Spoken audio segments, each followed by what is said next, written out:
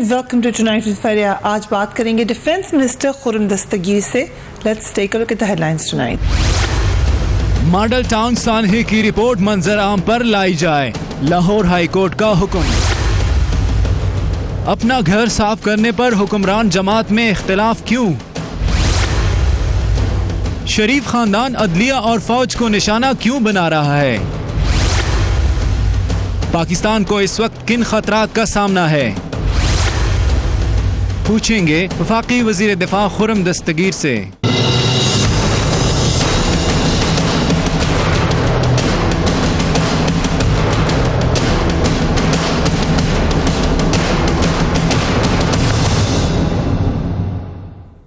And a very warm welcome to the show. इस वक्त पाकिस्तान को सिर्फ अंदरूनी ही नहीं बल्कि बैरूनी खतरात का भी सामना है।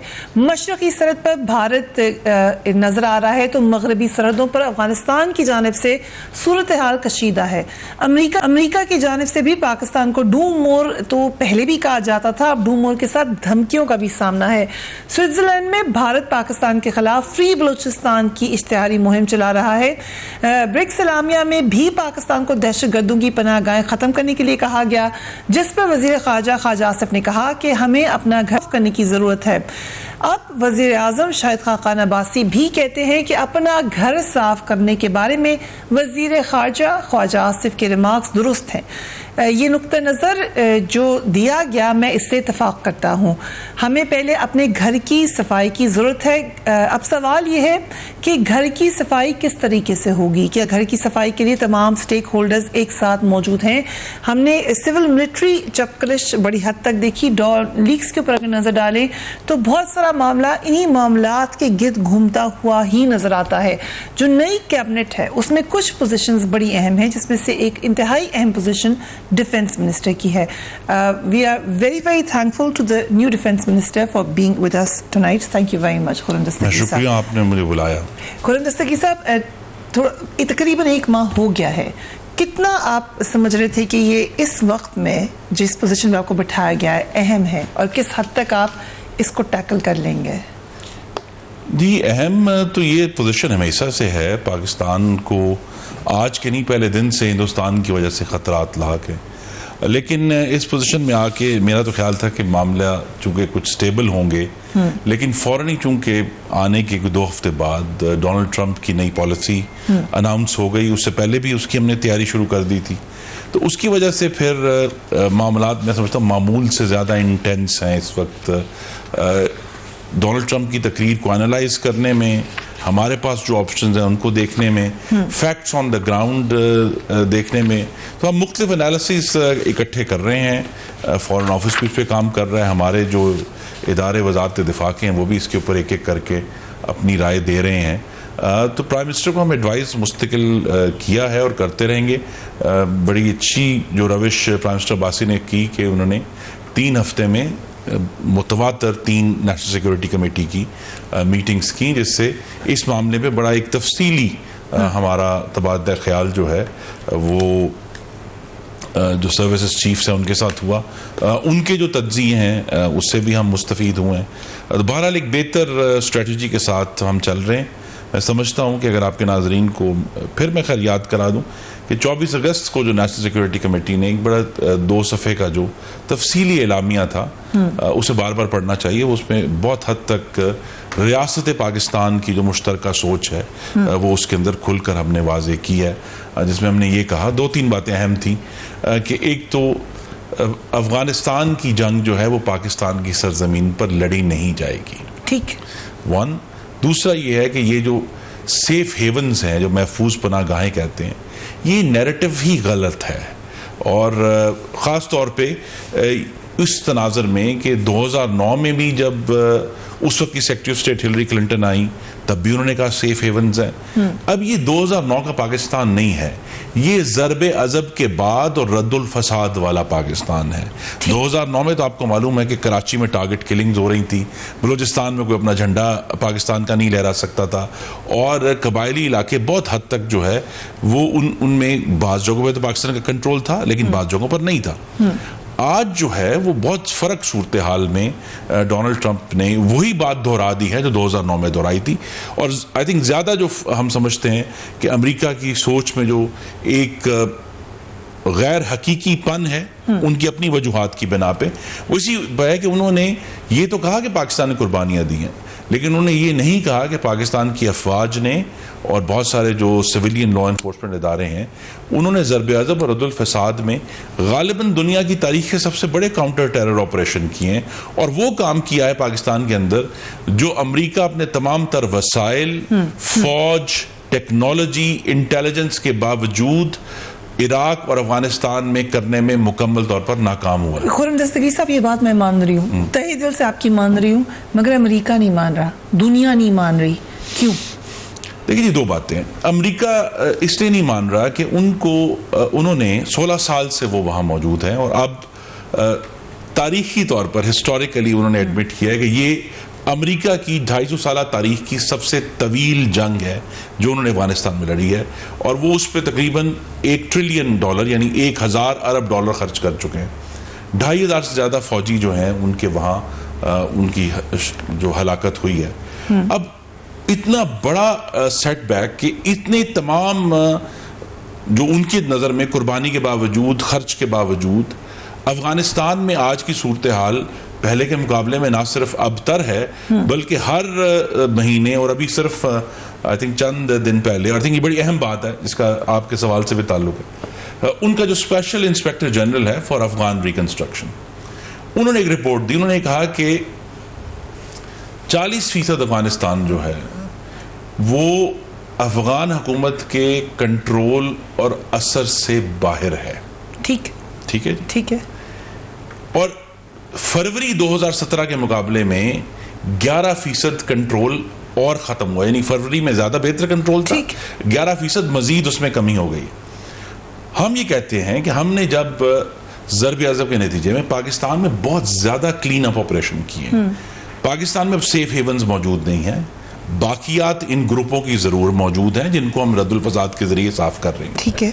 लेकिन जब 40% अफगानिस्तान खुद सेफ हेवन है जो उनके कंट्रोल में नहीं है, तो फिर अगर प्रिंसिपल रिस्पॉन्सिबिलिटी अमेरिका और अफगानिस्तान को उठानी चाहिए, हम बतौर एक partner in war on terror उनके साथ कोऑपरेशन करने के लिए तैयार है। लेकिन इसको हम यकसर मुस्तरद करते हैं कि अफगानिस्तान में तमाम दहशतगर्दी जो है वो पाकिस्तान के में से हो रही है, बल्कि उल्टा है कि इस वक्त तकरीबन पाकिस्तान में होने वाली जो मेजर दहशतगर्दी है उसका सोर्स अफगानिस्तान है। सो अगेन, क्योंकि आर्मी चीफ ने ये कहा कि अगर हमारे पास फॉरेन मिनिस्टर होता इस तमाम अरसे में तो शायद हम ये नैरेटिव मनवा सकते। अगेन, जो आप अभी ये कह रहे हैं ये मैं मान रही हूँ, ये और बहुत से लोग पाकिस्तान में मानेंगे, बाहर नहीं मान रहा कोई। डू यू बिलीव कि आर्मी चीफ की ये statement, do you agree with this कि अगर हमारा एक फॉरेन मिनिस्टर होता प्रॉपर तरीके से इन सालों में तो शायद हम बेहतर पोजीशन में होते आज? ये दो बहुत सीनियर लोग थे जो वजारत खारजा को देखते रहे हैं, और कलमदान खुद चूंकि प्राइम मिनिस्टर नवाज शरीफ के पास था, उनकी बतौर प्राइम मिनिस्टर एक बहुत बड़ी जो अचीवमेंट थी वो ये थी कि उन्होंने पाकिस्तान को रीओरिएंट किया रशिया की तरफ, कि रशिया के साथ पहली दफा हमारा 2014 में। नवाज शरीफ साहब को क्रेडिट देंगे कंप्लीटली इसका? नहीं, देखें ना जी, वो देखें एक बात का फैसला होता है, नहीं मैं ये कह रहा हूँ, एक बात का फैसला, जिस शख्स को डिसक्रेडिट देना है ना फिर उसको क्रेडिट भी देना पड़ेगा।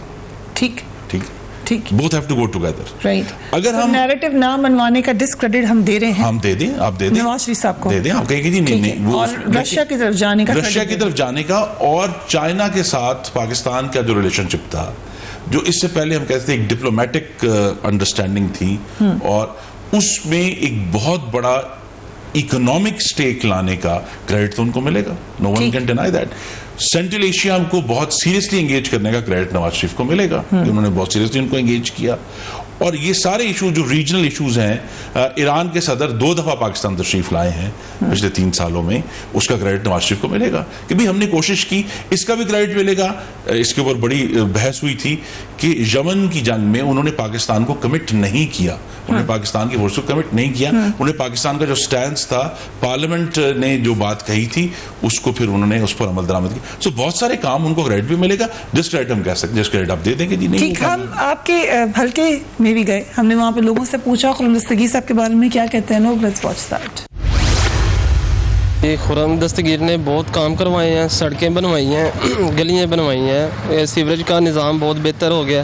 खुर्रम दस्तगीर साहब जनाब हमारे गुजरांवाला की पहचान है, काफ़ी बेहतर काम किए हैं, जो फ्लाईओवर बना दिए हैं जिससे ये ट्रैफिक का निज़ाम काफ़ी बेहतर हो गया। जी, खुर्रम दस्तगीर ने हमारे गुजरांवाला में बहुत से काम किए हैं, जैसा कि आप देख सकते हैं ये सियालकोट रोड उन्होंने पूरा बनवाया। रात के टाइम आप 24 घंटे फिर सकते हैं, कोई इशू नहीं है, कोई गंद नहीं है। सीवरेज का निज़ाम बहुत बेहतरीन उन्होंने बना दिया है। हम तो पहले लवारसों की तरह रहे हैं। खुर्रम दस्तगीर का बहुत शुक्रिया अदा करते हैं, नून लीग का शुक्रिया अदा करते हैं।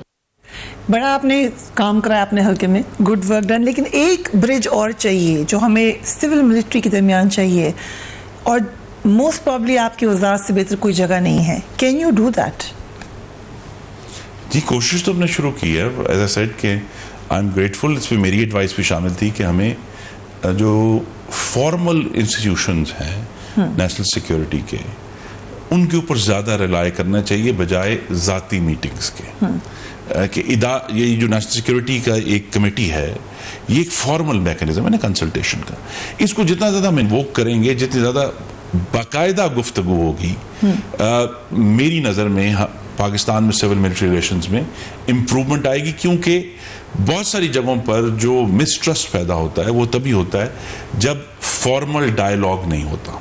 ठीक, बस एक एग्जांपल ये है कि अमेरिका के साथ जो मिसट्रस्ट है उसकी एक वजह यह है कि ट्रंप एडमिनिस्ट्रेशन ने आकर पाकिस्तान के साथ फॉर्मल कंसल्टेशन करना बंद की हुई है। इस वक्त जो हमारा एक ग्रुप था, जो कंसल्टेशन ग्रुप था, जो बाकायदा तौर पर मिलता था, उन्होंने भी शायद वो यही गलती की कि उनके नेशनल सिक्योरिटी एडवाइजर आए हैं, जनरल मैकमास्टर आए थे, उसके बाद मुख्तलिफ जनरल्स आते रहे हैं, लेकिन उन्होंने फॉर्मल कंसल्टेशन नहीं की पाई। यहाँ भी ये इशू है कि हमें जो लाइंस ऑफ कम्युनिकेशन है वो ओपन रखनी है, ताकि अगर इशूज़ के ऊपर ज़ाहिर है मुख्तलिफ एनालिसिस आते हैं, मुख्तलिफ पॉइंट्स ऑफ व्यू हैं, उनको एक इंस्टीट्यूशनल मैकेनिज्म में डिस्कस करने से मेरे ख्याल में बेहतरी आएगी। इस तरह हमने देखा है कि कल जो है गालिबन बड़े अरसे के बाद पार्लियामेंटेरियन जो थे, जो डिफेंस कमेटीज के रुकन हैं, वो GHQ गए, उनको ब्रीफिंग दी गई।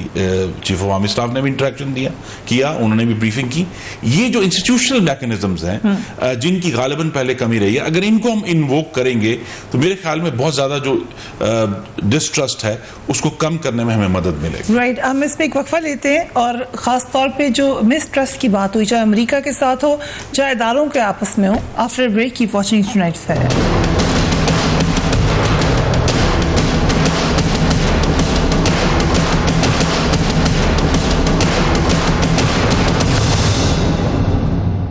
And welcome back. मिसट्रस्ट की हम बात कर रहे हैं। अमेरिका क्या कह रहा है? अमेरिका कह रहा है कि आप अपने हालात ठीक करें, आप दहशतगर्दों को पाल रहे हैं। सिर्फ डॉन लीक्स को अगर हम रेफर करें तो वहाँ पे भी कुछ ऐसी बात हो रही थी। ख्वाजा आसिफ अब जाके एज फॉरेन मिनिस्टर कह रहे हैं कि हम अपना घर, we should put that in order. याद करें former prime minister Nawaz Sharif साहब ने भी अमेरिका में यही बात की थी कि we need to put our house in order. आपको याद करेंगे 2013 में उन्होंने बात की। तो ये बात आप भी मुत्तफिक है इससे? तो फिर तो अमेरिका ठीक कह रहा है, फिर मिसट्रस्ट का है। ये देखिए, अमेरिका ठीक नहीं कह रहा। अमेरिका के साथ हमारा इख्तलाफ ये है कि वो अफगानिस्तान में दहशतगर्दी और इंस्टेबिलिटी का जो मेजर सोर्स है वो पाकिस्तान को करार दे रहा है। इससे हम we all disagree. Prime minister, army chief, the whole government is united कि अफगानिस्तान में इस वक्त जो अगर शोरिश है, वहां बगावत है, उसका सोर्स पाकिस्तान नहीं है, बल्कि उल्टा है। जिस तरह मैंने कहा कि पाकिस्तान में बहुत सारा जो टेररिज्म हो रहा है, इशू यही है कि अमेरिका ये कहता है कि जी जो अगली बात। But let me also remind कि जो अभी प्राइम मिनिस्टर है उन्होंने लंदन में जाके कहा कि पाकिस्तान से कुछ लोग अफगानिस्तान गए, इफ यू रिमेंबर दैट। जी, यही तो बात है कि ये जो बाकियात रहे, देखिए जो इसके अंदर जो एक सब टेक्स्ट है, मैं उसको खोल देता हूँ। ठीक, कि जी ये जो एक्यूजेशन थी कि जी पाकिस्तान की रियासत के अंदर से किसी दहशतगर्दों को पुष्ट पनाही की जा रही थी, ये अब बिल्कुल गलत है। ये आज की डेट में हम खुलकर और क्लैरिटी से कह सकते हैं कि पाकिस्तान की रियासत का कोई हिस्सा जो है वो दहशतगर्दों की पुष्पनाही नहीं करता। And you were saying it जब NA190 में NA120 में सॉरी, हमने अभी एकदम दोबारा कलदन तंजीमों की एक्टिविटी भी देखी है। You still saying that? जी, उनकी एक्टिविटी देखी है और वो पाकिस्तान के लिए, गालिबन पार्लियामान के लिए भी और हुकूमत के लिए बहुत बड़ा चैलेंज है कि ऐसे लोग जो उनके हमायत याफ्ता उन तंजीमों के हो सकते हैं, लेकिन बतौर पाकिस्तान के शहरी उनके ऊपर किसी दहशतगर्दी का इल्ज़ाम नहीं है, उनके ऊपर जो है और किसी शोरिश का इल्ज़ाम नहीं है, क्या हम सिर्फ हमदर्दी लेने के ऊपर, और इसके ऊपर पार्लियामान और मीडिया में जरूर इस पर गुफ्तगू होनी चाहिए, ऐसे लोग जो पाकिस्तान के शहरी होते हुए जिन्हें पाकिस्तान के शहरी होने के तमाम राइट्स हैं, उनको हम सिर्फ हमदर्दी लेने के ऊपर क्या पकड़कर जेल में बंद कर दें? ये एक बड़ा अहम सवाल है कि जी अगर जस्ट अगर आपसे व्हाट्स द अल्टरनेट कि उनको मेन स्ट्रीम में ले आए? देखिए जी, ऑल्टरनेट मेन स्ट्रीम में लाना भी दुरुस्त नहीं, और इसीलिए इलेक्शन कमीशन ऑफ पाकिस्तान ने दुरुस्त तौर पर उस पॉलिटिकल पार्टी को रजिस्टर करने से इनकार कर दिया। और किसने कहा था कि सुना है कि पहले भी जब ये बात हुई थी तो उस वक्त इंटीरियर मिनिस्टर जो आप अच्छी तरह जानते हो उनको, चौधरी निसार साहब ने कहा था कि इनको मेन स्ट्रीम में लाना चाहिए। देखिए, इनको मेन स्ट्रीम में जो लोग, तो एक क्लैरिटी, कोई भी शख्स जो किसी भी तरह दहशतगर्दी में मुलव्वस है या उसका मददगार और सहूलतकार रहा है, ठीक, उसको तो मेन स्ट्रीम नहीं किया जाता, वो पाकिस्तान का मुजरिम है। राइट। देखिए, हमें याद करना है 6,500 हमारे फौजी जनरल से लेकर सिपाही तक शहीद हुए, 18,000 पाकिस्तानी सिविलियंस शहीद हुए, और इनसे 3 गुना तादाद उन फौजियों की और सिविलियंस की है जो माजूर हुए हैं, जो कैजुअल्टीज हुई हैं। तो हमने तो बड़ी भारी अपना खून दिया ना इस अमन को। तो लिहाजा ये कहना, कोई भी शख्स, I want to repeat this, कोई भी शख्स जो दहशतगर्दी में मुलव्वस रहा है, उसका सहूलत कर रहा है, मदद कर रहा है, उसको मेन स्ट्रीम नहीं कर। मेन स्ट्रीम ये तो लफ्ज ही गलत है, वो तो मुजरिम है पाकिस्तान का, उसको पकड़ेंगे हम, उसको हम पाकिस्तान की इसकी सरजमीन को साफ करना है हमने उनसे। ठीक। अब अगला मरहला ये है, बट क्विकली सर, अगर कोई पाकिस्तान में बैठ के कहीं और है या किसी और को खदशा है कि ये हमारे मुल्क में दहशतगर्दी कर रहा है, उसके लिए क्या हमारा? देखिए जी, हम ये भी है कि जितना कैटेगोरी मैं कह रहा हूं कि अब पाकिस्तान में कोई सेफ हेवन नहीं है, उतना ही कैटेगोरी कह रहा हूं कि अब पाकिस्तान की सरजमीन किसी और मुल्क में दहशतगर्दी के लिए इस्तेमाल नहीं हो रही, और अगर किसी ने कोशिश की तो उसको हम पकड़ कर उसकी उसी तरह बेकनी कहेंगे जिस तरह हम ज़र्ब अज़ब में की है। This is not on. अब ये बिल्कुल भी ये क्लैरिटी है कि किसी और मुल्क के खिलाफ पाकिस्तान की सरजमीन इस्तेमाल नहीं होगी। फिर आपस में तनाज़ा कहाँ पर है? ख्वाजा आसिफ कह रहे हैं कि हम अपने घर को इन ऑर्डर करें, प्राइम मिनिस्टर ये कह रहे हैं, पर चौधरी निसार तो नहीं मानते। You heard. देखिए हम वो चौधरी साहब का उनका अपना एनालिसिस है, लेकिन हमें जिस किस्म के चैलेंजेस का सामना है, ये जरूर है कि हमें अपनी जो एंटी टेरर एफर्ट है उसको एक तो पूरी तरह दुनिया के सामने लेकर आना है, और दूसरा ये है कि गोइंग फॉरवर्ड उसमें हमने कोशिश की, और ये डिस्कशन भी हुई है कि एक ट्रांसपेरेंसी पैदा की जाए, जिसकी ऑलरेडी हमने डेमोन्स्ट्रेशन की है जब हम यूएस सेनेटर्स को नॉर्थ वजीरिस्तान लेकर गए। जस्ट द फैक्ट कि अमेरिका के सेनेटर नॉर्थ वजीरिस्तान की सरजमीन पर उतरे, ठीक, ये बहुत बड़ी अचीवमेंट है, ये और बात है। और इसीलिए जिसमें फिर अमेरिका का इस मामले में मैं समझता हूं कि एक विलफुल ब्लाइंडनेस है उनकी, कि उन्होंने इस बात को जानने के बावजूद कि नॉर्थ वजीरिस्तान, जिसकी वो डिमांड हमसे कई सालों से कर रहे थे कि आप यहाँ एक्शन करें, आप इसको क्लीन करें, जब हमने क्लीन कर दिया, हम उनके सेनेटर्स को ले गए हैं, उनके सेनेटर्स ने यहाँ तो बड़ी अच्छी अच्छी बातें की, लेकिन वो अफगानिस्तान में गए तो बात फर्क हो गई, जब अमेरिका वापस पहुंचे तो बिल्कुल ही फर्क हो गई। तो उनके अपने स्ट्रेटेजिक, देखिए पाकिस्तान का हमें ये क्लियर होना चाहिए कि पाकिस्तान के स्ट्रेटेजिक इंटरेस्ट और अमेरिका के स्ट्रेटेजिक इंटरेस्ट, उनमें कुछ जगहों पे तो जरूर कोइंसिडेंस है, बाज़ जगहों में कोइंसिडेंस नहीं है, और उसमें जो सबसे बड़ा आई थिंक फर्क आ रहा है इस वक्त मेरी नजर में, और ये कोई सरकारी व्यू पॉइंट नहीं है, मैं आपको अपना एनालिसिस दे रहा हूं कि अफगानिस्तान का मुस्तकबिल क्या होगा, अमेरिका वहां क्या चाहता है, क्या अमेरिका वहां अपनी मर्जी की हुकूमत चाहता है, या अफगानिस्तान में जो तसादुम हो रहा है उसको खत्म करके पीसफुल अफगानिस्तान चाहता है। ये क्लैरिटी नहीं है अमेरिकन व्यू में, अमेरिकन थिंक टैंक्स में क्लैरिटी नहीं है। अब एक जो आपका कंपैरिजन होता है, आपसे पहले जो वज़ीर दिफा थे, एक तो उनका जो तैनाती हुई वो उसके वाले से भी खदशात या सवालात, क्योंकि कोर्ट बुला रहा था वज़ीर दिफा को, उस वक्त के प्राइम मिनिस्टर के पास थी, फिर ख्वाजा आसिफ साहब को बना दिया गया। ख्वाजा आसिफ साहब was not exactly the favourite, आप समझ लें, एक इदारे के लिए। आप समझते हैं कि ऐसी कोई कंट्रोवर्सी आपके इर्द गिर्द तो नहीं है?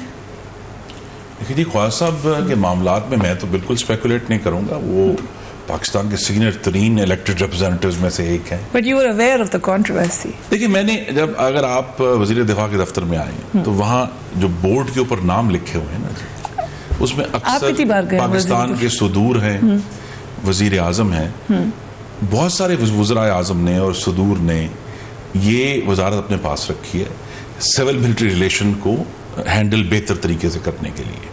ठीक है, डू यू थिंक कि ये एक अच्छा ट्रेंड है? नहीं, मैं नहीं समझता कि ये अगर हमने पाकिस्तान में डेमोक्रेसी को आगे लेकर चलना है तो फिर बिल आखिर ये जो office of the defence minister है, इसको हमें ड्यू वेट और इन्फ्लुएंस देना पड़ेगा ताकि हम इन मामलात को बेहतर तरीके से हल कर सकें। तो ये बैकबोन है सिविल मिलिट्री, जहां बैठे हैं ये, दिस इज द बैकबोन, यहीं से नजर आ रहा है आपको सिविल मिलिट्री सारा। हुआ यही है कि जब प्राइम मिनिस्टर्स ने खुद रखी, बेनजीर भुट्टो साहबा ने भी रखी, शहीद ने, वज़ीर आज़म ने भी, नवाज शरीफ ने भी रखी, मुख्तलिफ प्राइम मिनिस्टर्स ने ये सीट अपने पास रखी है, सदूर ने भी अपने उससे पहले भी रखी है। होता यही रहा है ना कि जब प्राइम मिनिस्टर डायरेक्टली से वजीर दफा होते हुए डील करते हैं तो फिर कोई क्वेश्चन नहीं रहता। देखिए इंस्टीट्यूशनल बीच में क्वेश्चन जरूर होना चाहिए कि अगर मामलात में कोई अगर डिफरेंस ऑफ ओपिनियन आता है तो उसको उस क्वेश्चन में स्पेस है उस डिफरेंस ऑफ ओपिनियन को डील करने के लिए। वहां अगर प्राइम मिनिस्टर डायरेक्ट अगर मिनिस्टर फॉर डिफेंस है तो फिर उनमें वो क्वेश्चन नहीं रहता। तो आई थिंक इस मामले में आने वाली हुकूमतों के लिए होना चाहिए। हाँ, चाहिए ना सर, इस क्वेश्चन को न्यूट्रल होना चाहिए। इसका क्वेश्चन कह रहे हैं वहां पे अगर पहले, जैसे मैंने कहा, आपने कहा आप ना स्पेकुलेट करें, लेकिन एक कंट्रोवर्शियल शख्सियत को बिठा दें तो शायद वो क्वेश्चन सही काम नहीं कर सकेगा। अगर एक न्यूट्रल शख्सियत को बिठा दें जैसे कि आप हैं तो यू थिंक एक्सपेक्टेशन सही है कि बेहतर हालात हो जाएंगे? देखिए जी, मैं तो अगर मुझे जिम्मेदारी दी गई है इसमें भी ऑफ कोर्स आज के प्राइम मिनिस्टर शाहिद अब्बासी और पिछले प्राइम मिनिस्टर नवाज शरीफ की मुशावरत शामिल थी, तो मैं तो पूरी कोशिश करूंगा। देखें, फौज हमारी है, पाकिस्तान का हिस्सा है, हमारे भाई हैं, हमारे हमसाए हैं, हमारे रिश्तेदार हैं। हमें बहरहाल उस इदारे को अपने साथ लेकर चलना है। माजी में ये भी एक क्लैरिटी है कि माजी में फौज का सियासी किरदार रहा है, उन्होंने हुकूमतों पर कब्जा किया है, उस पर ज़रूर इख्तलाफ हो सकता है, बहुत सारे लोगों का इख्तलाफ है, लेकिन बहरहाल अगर पाकिस्तान को हमने बतौर एक कॉन्स्टिट्यूशनल रिपब्लिक जिसे हम कहते हैं ना जी, कि एक आईनी जमहूरिया के तौर पर लेकर चलना है, तो यहां फिर इसीलिए जो अदालती निज़ाम जिसके मैं कहना कि इंस्टीट्यूशनल अंडरस्टैंडिंग और इंटरेक्शन वो बेहद जरूरी है। अब तो नहीं, आपने कहा माजी में था, फौज का अभी कोई किरदार आपको ऐसा नजर आ रहा है कि असरअंदाज हो? जी मैं अभी मुझे तो ये एक्सपीरियंस नहीं हुआ। मैं तो चूंकि जीटी रोड पे मियां नवाज शरीफ साहब क्या कह रहे थे और NA 120 की कैंपेन में मरीम नवाज शरीफ साहब किसकी तरफ इशारा कर रही थी? देखिए जी, बहरहाल वो एक, हम जो पाकिस्तान की तारीख है उससे इतनी जल्दी जान नहीं छुड़ा बात कर रहे हैं, वो तो पैनामा लीक्स में एक बार डायरेक्ट हमेशा जो है जो, और चूंकि ज्यादा पुरानी तारीख भी नहीं है, आपको मालूम है 2002 का इलेक्शन जो है वो किस तरह मैनिपुलेट किया। उस वक्त जो है यहाँ एक जनरल की हुकूमत थी, फौज की मैनिपुलेशन भी पाकिस्तान की तारीख का हिस्सा है। बहरहाल हमें एज ए सेड माजी से सबक सीखते हुए आई थिंक एक खुले जहन के साथ हमें आगे चलना है, बिकॉज आई थिंक मेरी भी और तमाम जो मुस्लिम लीग नून के अंदर सोच यही है कि हमें आइन की अमलदारी को कायम रखना और पाकिस्तान को एक आइनी जमहूरियत की तरफ लेकर चलना, वो सबसे बड़ी जिम्मेदारी। सोच हमें डिवाइडेड नजर आई, जिस तरह हमने जीटी रोड का एक नैरेटिव देखा, या अभी आपने सुनी होगी मरीम नवाज शरीफ साहबा की तकरीर जो उन्होंने कहा कि कौन से लोग शामिल हैं जो नजर भी नहीं आते वो भी यहाँ पर शामिल हैं, तो इशारा एजेंसीज की तरफ ही था, फौज की तरफ ही था। देखिए यही तो बात है ना कि हमें एजेंसीज का भी किरदार रहा है हुकूमतें तोड़ने में। सिर्फ बट NA 120 के इलेक्शन में और पैनामा लीक्स में था किरदार? जी मैं तो इसके ऊपर स्पेकुलेट नहीं कर सकता, मैं क्योंकि वहाँ मौजूद नहीं था, जो लोग वहाँ थे उन्होंने इस पर बात की है। मेरा तो व्यू यही है कि इस वक्त हमारे पास एक अपॉर्चुनिटी आई है कि हम इस जो बड़ी वाइटल रिलेशनशिप है सिविल मिलिट्री, इसको लेकर रिपेयर करके आगे चलें ताकि हम एक अगला जो एक पीसफुल ट्रांसफर ऑफ पावर है अगले इंतखाबात में वो होगा। उसके बाद एज आई होप So, जो इंस्टीट्यूशनल मैकेनिज्म है राइट फॉर दिस improve होगा और आगे चलेगा। आपको आप जाते हैं रेगुलरली वजारत दफा? जी मैं रेगुलरली जाता रेगुलरली जा रहे हैं और आर्मी चीफ से इंटरेक्शन होता है आपका? जी हमारा तो वक्तन फ़वक्तन ज़ाहिर है मुख्तलिफ मीटिंग्स में और फंक्शंस में होता है इंटरेक्शन। राइट सो जो नैरेटिव की हम बात कर रहे थे, चौर निसार ने ये खबर दी कि ये आप कोशिश करें, PMLN की कुछ हल्की कोशिश करें कि फौज से टकराव हो। Let's watch him. अब भी मैं समझता हूं कि जो रास्ता चंद लोगों ने राय दी है या अपनाया है और वो अक़लियत में हमारी पार्टी में, वो गलत है। सुप्रीम कोर्ट से माहज़ाराई करके बिल्कुल कोई सियासी मकासद हासिल नहीं किए जा सकते। फौज से तो हमारी लड़ाई नहीं है, फौज ने इसमें कोई किरदार अदा नहीं किया। सो बिला जवाज फौज से माहज़ाराई करके हम अपनी पोजीशन कमज़ोर करेंगे, बेहतर नहीं करेंगे। सिर्फ क्यों महाजराई हो रही है फौज? मैं जॉय साहब से बिल्कुल एग्री हूँ इस मामले में कि फौज से क्यों टकराव करना है हमने। आई मीन इसमें कोई वजह नहीं है कि हम टकराव करें, और ख़ास तौर पे इस सूरत हाल में जबकि सडनली हमें पाकिस्तान के मशरिक और मगरिब से बड़े सीरियस सिक्योरिटी चैलेंजेस का सामना है।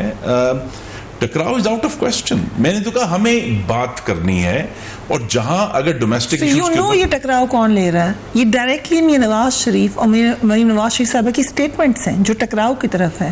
लेकिन उनका एक व्यू हो सकता है, लेकिन मैं नहीं समझता कि प्राइम मिनिस्टर नवाज शरीफ ने टकराव की कोई बात की हो। जो लोगों के तज्जिए थे N120 में वो भी हमारे सामने है। पर मैं समझता हूँ कि इस टकराव के ऊपर हार्प करने की बजाय मेरा फोकस तो इस बात पर है कि जो इस वक्त ये सिक्योरिटी चैलेंजेस हैं, खास तौर पे देखें दो मेजर चैलेंजेस हैं। एक तो हिंदुस्तान के साथ हमारी एक रवायती दुश्मनी है। मामला रवायती दुश्मनी से आगे चला गया। हिंदुस्तान की इस वक्त जो पोस्चरिंग है पिछले 3 साल से, खासतौर पे जब से प्राइम मिनिस्टर मोदी 3.5 साल हुए हैं इलेक्ट हुए हैं, उन्होंने ना सिर्फ गुफ्तगू जंगजुआना की है, बल्कि उन्होंने अपनी जो पोजिशनिंग है उनकी फोर्सेस की वो भी पाकिस्तान के खिलाफ एक बड़ी समझता हूँ एग्रेसिव है। तो वो एक सीरियस पाकिस्तान को एक चैलेंज का सामना है जो आज से 3 साल पहले नहीं था। ये भी हालात उस तरफ गए।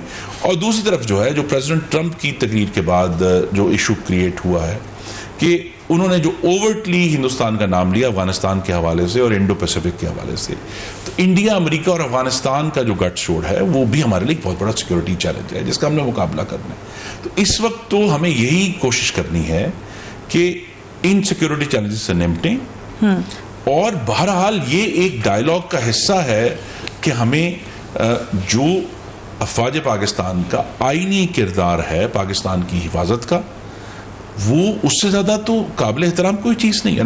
मैं फिर कहूँगा कि हम सबको अंदाज़ा नहीं है कि पाकिस्तान के शहरियों ने और पाकिस्तान की अफवाज ने कितनी बड़ी कुर्बानी दी है। हमने अखबारों में नंबर पढ़ते हैं हम कि इतने शहीद हो गए, इतने और शहीद हो गए, लेकिन हमें कभी, और मैं चाहूँगा आप भी कभी कोशिश करें, जो हमारे फौजी माजूर हो गए, जो हमारे शहरी माजूर हो गए हैं, जिनकी जिंदगियां खराब हो गई हैं, तबाह हो गई हैं, उन जिन बच्चों के वालिदैन, बहनों के भाई, बीवियों के खावंद जो माजूर होकर अपाहज हो गए, पाकिस्तान ने बहुत बड़ी कीमत दी है और हमें इसका एहसास करके आगे चलना है। इसको मेरे ख्याल में आई थिंक पाकिस्तान की तमाम सियासी जमातों को और पार्लियामान को ये जो एक्नॉलेजमेंट है पाकिस्तान की कुर्बानी की पूरी जो हमने दी है, उसका बहुत गहरा एहसास मजीद करने की जरूरत है। राइट, हम वक्फा लेते हैं। Will be right back. Keep watching.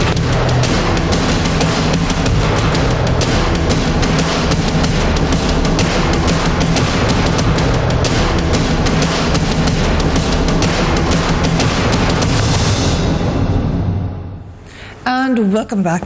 GT road की जो रैली थी उसमें एक वक्त आया, कभी लगता था क्राउड ज़्यादा है, कभी लगता था कम है, कुछ चैनल्स के अंदर भी हमने डिस्क्रिपेंसी देखी, लेकिन एक मुसलसल नैरेटिव रहा कि खुर्रम दस्तगीर का हल्का आएगा तो हालात ठीक हो जाएंगे। क्या वजह थी कि आपके हल्के से इतनी एक्सपेक्टेशन थी और वो एक्सपेक्टेशन ना पिंडी में पूरी होती हुई नजर आई या दीगर इलाकों में क्यों नहीं हो सकी? नहीं, मेरा हल्का तो नहीं है जी। गुजरांवाला ज़िला जो है पूरा वो अल्लाह ताला के करम से और प्राइम मिनिस्टर नवाज शरीफ की लीडरशिप की वजह से पीएम मुस्लिम लीग नून का बहुत बड़ा एक मरकज़ है। गुजरावाला में 7 कौमी असम्बली की नशस्तें हैं और 14 सूबाई असम्बली की नशस्तें हैं और पूरी 21 की 21 मुस्लिम लीग नून की है विदाउट एनी ब्रेक। उसमें शहरी इलाके भी हैं, उसमें देहाती इलाके भी हैं, उसमें नीम सनती इलाके भी हैं। तो गुजरावाला में एक बड़ी स्ट्रेंथ है PMLN की, और वो स्ट्रेंथ जो है वो हमने दिसंबर 2011 में भी एक बहुत बड़ा जलसा किया था उस साल के आखिर में, और अभी इंशाल्लाह अल्लाह के करम से इसमें कुछ लोगों ने ये भी कहा कि रैली उल्टी हो गई। पिछली दफा जब लाहौर से चले थे गुजरावाला पहले आ गया, इस दफा जरा देर से आया तो फिर वो इम्पैक्ट ही नहीं पड़ सका उसका जो पड़ना चाहिए था। इम्पैक्ट यही है कि गुजरावाला ना सिर्फ मियाँ नवाज शरीफ से मोहब्बत करता है बल्कि जज्बाती है। गुजरावाला बड़ा एक इमोशनल शहर है मेरा, और मोहब्बत करने वाला जज्बाती लोग हैं सारे। तो वो जिस किस्म की का एंथुजियाज्म था वहाँ, आप सबने देखा टेलीविजन पे भी, वो मेरे लिए बड़ी खुशी की बात है। और मैंने ये भी देखा गुजरावाला में इस दफ़ा जो आई थिंक बड़ी अरसे के बाद हमें नज़र आया कि जो लीड थी क्राउड में वो नौजवानों ने ली थी, यंग लोग थे सारे जो सामने खड़े थे। तो उनका एंथुजियाज्म और प्राइम मिनिस्टर नवाज शरीफ का enthusiasm I think Muslim League Noon की और नवाज शरीफ के लिए बहुत बड़ी स्ट्रेंथ है। सर अगेन NA 120 पे आ जाते हैं। ये बड़ी फीलिंग थी, मरियम नवाज शरीफ साहबा कैंपेन उसको लीड कर रही थी, उन्होंने तो खुलकर कहा, और उनके साथ जो लोग थे वो भी कहते रहे। कल मोहसिन नवाज रांचा साहब हमारे शो में थे, उन्होंने भी कहा 2 बातें। एक तो ये कि हमारे बंदे उठानों में शायद कुछ खुसूसी हाथ शामिल है, दूसरी बात ये कि जो मजहबी जमातें थी उनके पीछे भी किसी की बैक शामिल है। Your comments on that? देखिए जी, बंदे तो अभी तक जो एविडेंस है उठाए गए हैं। ये किसने उठाए हैं? जनाब वज़ीर दाखिला ने इसका नोटिस ले लिया है। वो आई एम श्योर कुछ दिनों के बाद अपनी इन्वेस्टिगेशन करके रिपोर्ट कर देंगे किसने उठाए, पर बंदे तो उठाए गए। और मजहबी जमातों का तो आपको मालूम है कि ये हमेशा PMLN के लिए, चूँकि हम एक पाकिस्तान की राइट ऑफ सेंटर जमात हैं, तो मजहबी जमातों का हमेशा कोशिश होती, जब भी कोशिश की जाती है कि उनको वो खुद ये फैसला करते हैं। चाहे वो 93 में आपको याद है कि जमात इस्लामी को जब काजी हुसैन अहमद साहब ने कहा था कि काजी आ रहा है, हमेशा ये कोशिश होती है कि PMLN का वोट बैंक जो है उसके ऊपर जब उसमें से कोई हिस्सा लिया जाए। इस दफा भी कोशिश हुई, इसके ऊपर अभी गुफ्तगू होगी कि एक जो जमात थी। और ये कोशिश कौन करता है? जी, मजहबी जमातें कोशिश करती हैं, खुद ही करती हैं, खुद करती हैं कोशिश। वो बार बार कोशिश करती है। वो समझती हैं कि इस वक्त जो है शायद कुछ लोगों के ख्याल में प्राइम मिनिस्टर नवाज शरीफ की डिस्क्वालिफिकेशन के बाद PMLN का जो वोट बैंक था वो वल्नरेबल था, तो उसको उन्होंने कोशिश की कि वो उसके ऊपर कैप्चर कर। तो मकसद जीतना नहीं, आपको डेंट करना है। नहीं, उनकी कोशिश यही थी कि भाई किस तरह भी हम एक दफा फिर किस्मत आजमाएं। आपने देखा कि ये ज़रूर हुआ कि जमात इस्लामी का जो मैंडेट था NA 120 में वो तकरीबन ना होने के बराबर आए ना, और दूसरी जो 2 आज़ाद लोग खड़े थे, चाहे वो मुख्तलिफ मजहबी फ़िरकों की नुमाइंदगी कर रहे थे, उनको निस्बतन ज़्यादा सपोर्ट मिली। सो आफ्टर नवाज शरीफ, क्योंकि अब वो नहीं है प्राइम मिनिस्टर भी, लीडर भी नहीं है आपकी पार्टी के टेक्निकली स्पीकिंग, तो किसको आप सदर नहीं है, लीडर हैं। किसको नेक्स्ट सदर आप समझते हैं या लीड करने के काबिल समझते हैं जो हेड कर सकता है आपकी पार्टी को? जी, मेरी नज़र में तो बहुत क्लियर है कि ये शहबाज शरीफ हैं और कोई नहीं है, क्योंकि उन्होंने 12 साल सूबा पंजाब चलाया है। और शायद आपके नाजरीन में से अक्सर को मालूम ना हो कि मुल्क दुनिया के गालिबन कुछ 125 मुल्कों से बड़ा है सूबा पंजाब। सो आप भी समझते हैं कि बच्चे गैर सियासी होने चाहिए? नहीं, मैं ये नहीं समझता। मैं समझता हूँ कि बच्चों का हक है कि वो सियासी अमल में हिस्सा लें, और ख़ास तौर पे अगर वो इंतखाब लड़ते हैं या इंतखाबी अमल में हिस्सा लेते हैं, तो फिर सिर्फ ये कि वो बच्चे हैं उनका ये मतलब नहीं कि वो डिस्क्वालीफाई हैं, उनका हक है उसमें हिस्सा लेना। लेकिन मैं तो ये कह रहा हूँ कि तजर्बे के तौर पर 10 करोड़ पाकिस्तानियों का सूबा है सूबा पंजाब, उन्होंने 12 साल उसमें उसको बहुत अच्छे तरीके से, ट्रांसपेरेंटली, शफाफ तरीके से एडमिनिस्टर किया है। तो पार्टी में उनके इंतजामी तजर्बे का, हुकूमत का तजर्बा, जैसे मेरा शेयर गवर्नेंस एक्सपीरियंस, उनसे ज़्यादा किसी के पास नहीं है। जो ये बार बार सवाल उठते हमें नजर आए आपकी पार्टी में भी, ये हाल बाकी पार्टीज का भी है। So your party is not an exception. Democracy parties के अंदर आनी नहीं चाहिए, इजंट इट हाई टाइम? नहीं, डेमोक्रेसी पार्टी में देखिए ना, पार्टियां जो है से नहीं है उनके अंदर अभी नहीं, नहीं। देखिए डेमोक्रेसी ये कहना जी एडल्ट फ्रेंचाइज पार्टी में भी होगी, वो दुनिया में बड़ी कम जगहों पर है। पार्टी में मुशावरत का जो अमल है वो आपने देखा कि मुशावरत प्राइम मिनिस्टर नवाज शरीफ ने डिस्क्वालीफाई होने के 2 घंटे बाद बड़ी वसी मुशावरत की थी, अगर आपको याद हो तो। ठीक है, और उनका मुशावरत का अमल जारी है, उन्होंने परसों भी मुशावरत की है, तो आइंदा आने वाले दिनों में वो एक वसी तर मुशावरत करके आने का अमल जो है वो तय करेंगे, जिसमें सदारत भी होगी। हुकूमत में कुछ खास लोग ही रह जाते हैं ना, फिर ये तो मुश्किल वक्त आया था। यूजुअली तो एक सिस्टम होना चाहिए, ये आपका डिस्क्रिप्शन नहीं होना चाहिए कि आज मैंने 2 लोगों से मुशावरत करनी है, या आज 15 से, या आज 30 से। एक system with in the parties होना चाहिए जिसमें आपकी लीडरशिप तब्दील हो। देखिए इस दुनिया में यही होता है। ये तभी मुमकिन होगा कि पाकिस्तान में माजी के बरक्स हर 10 साल के बाद आमरीतें ना आए।